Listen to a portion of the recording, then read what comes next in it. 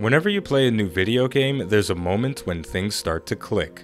All the new and unique mechanics that the game is built on start to make sense, and you get a rush of thoughts and emotions as you realize the true potential of your characters and your enemies. I had that moment with BattleTech recently, and today we're going to talk about it.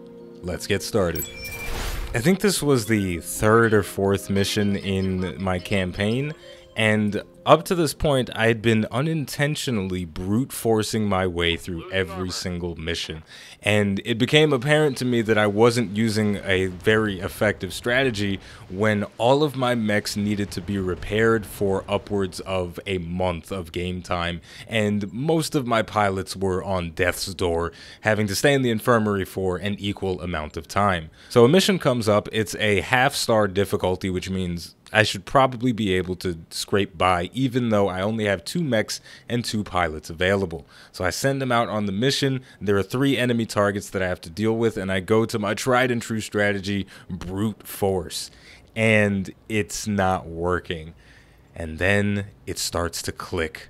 I start to realize the initiative system is there for a reason. The abilities that my pilots have to sensor lock is way more valuable than I give it credit for. The evasion pips that are marked on the screen, they mean something. It's not there for decoration.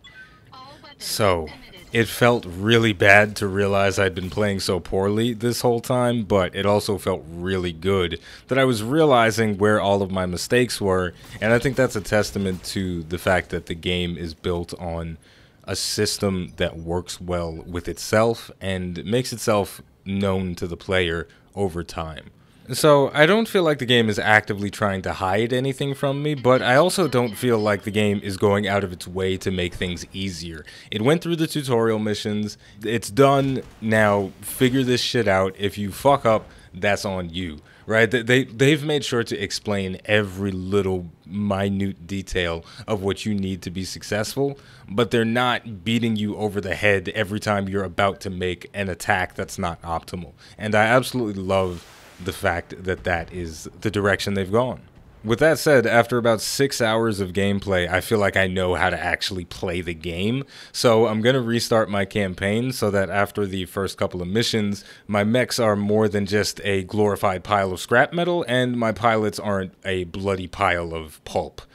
And I think it'll be a lot better in my second run-through of the game now that I've familiarized myself with these systems. And what's most interesting about BattleTech for me is that it's not completely different from the strategy games that I've gotten used to over the last few years. XCOM Enemy Unknown, XCOM 2, Civilization, just all the turn-based games that I've played since I was a kid. They have a similar feel to them in the sense that, you know, the enemy takes their turn, you take your turn, and do things to counter what they did and set up your own strategies. This, you know, it's the same sort of chess match that you're playing in all of these strategy games, and that is very true for BattleTech, but these little sprinkles of differences that they've thrown in, the paper doll situation that you've got going on with your mechs, the fact that their arms can fall off, they can fall over, they can get knocked on their asses, and the enemy mech can come up and squash you like a bug underneath their 5 billion ton feet, and the initiative system with the weight classes for the mechs all blends together to create a completely dynamic experience that feels completely different from what I know and love in games like XCOM, even though it's very similar. There was a mod for XCOM 2 called the Long War Toolbox that had an effect called Red Fog, which caused your soldiers, when they took damage, to have reduced accuracy and reduced movement. That is essentially a simplified version of the BattleTech paper dolls, where as your mech is getting hit, it's taking damage to different internal components. Your jump jets can get damaged. Your arm could get shot off, reducing your maximum firepower depending on where your weapons were placed on the mech. All of those things are the things that you have to think about that were simplified via the Red Fog modification in XCOM 2.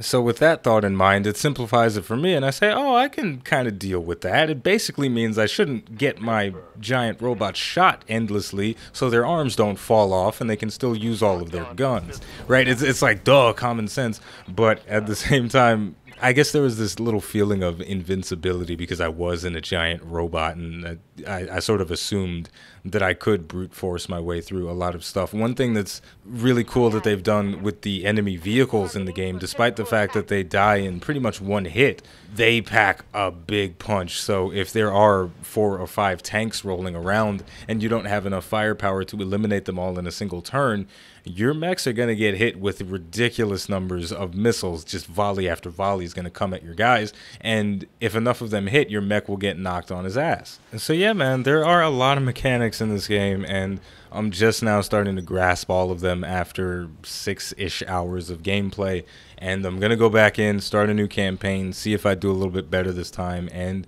continue pushing forward. Hopefully I can bring more BattleTech content to you guys, some gameplay from when we're in the field fighting other giant robots and tanks and stuff, the cool action-packed moment-to-moment gameplay, but also the stuff when you're back on the dropship, because it's truly a joy to put together a giant robot and spec it the way you want to. I am a huge fan of the Armored Core franchise. I've played a number of games in that franchise, and I've spent more hours than I'd like to admit listening to the same songs on repeat as I tinker with my giant robot, putting the thrusters just so, and making sure the weight is just right, and giving him the perfect loadout so he's got the right balance of heat management and firepower, blah, blah, blah.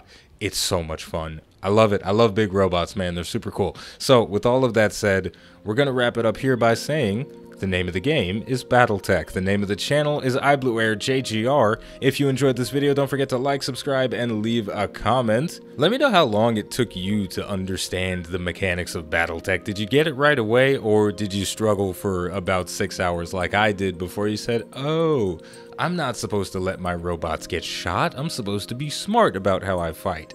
Or you could just say hello. Thank you for watching, and I'll see you next time.